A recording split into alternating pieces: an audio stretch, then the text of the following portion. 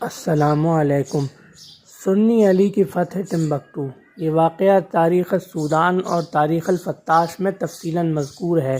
مغربی افریقہ کی 14ویں صدی میں مغربی افریقہ میں سونگھائی سلطنت ایک ابھرتی ہوئی طاقت تھی۔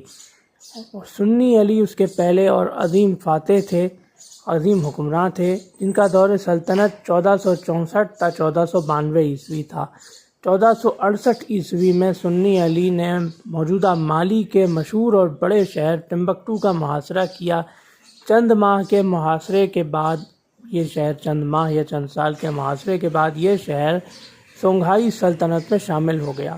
اس شہر کی فتح سے جو نتائج حاصل ہوئے وہ بھی بہت دور رس تھے، کیونکہ اس شہر کی فتح کے بعد دریائے نائجر کے کنارے یعنی ان کا اثر و رسوخ تجارت پر بہت زیادہ بڑھ گیا، اور سلطنت سونگھائی کو نہ صرف عسکری اور حکومتی فوائد حاصل ہوئے بلکہ بہت بڑے مالی اور تجارتی فوائد بھی حاصل ہوئے۔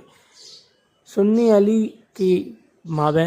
علی کے عقائد اور مذہب کے معاملے میں اختلاف پایا جاتا ہے۔ بعض لوگ انہیں ایک حامی دین اور کٹر مسلمان حکمراں کہتے ہیں، اور بعض لوگ ان کے علماء سے اختلافات کا بھی ذکر کرتے ہیں، یعنی یہ بھی بتاتے ہیں کہ سنی علی بحیثیت باوجود مسلمان ہونے کے بعض حکمرانوں سے، بعض علماء سے سخت اختلاف رکھتے تھے۔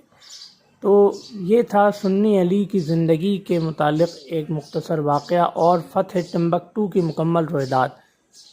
اگلی ویڈیو میں ہم سنی علی کی فتح جینی یعنی موجودہ مالی ہی کے ایک اور شہر جینی کی فتح کے متعلق واقعہ ذکر کریں گے۔ اللہ حافظ۔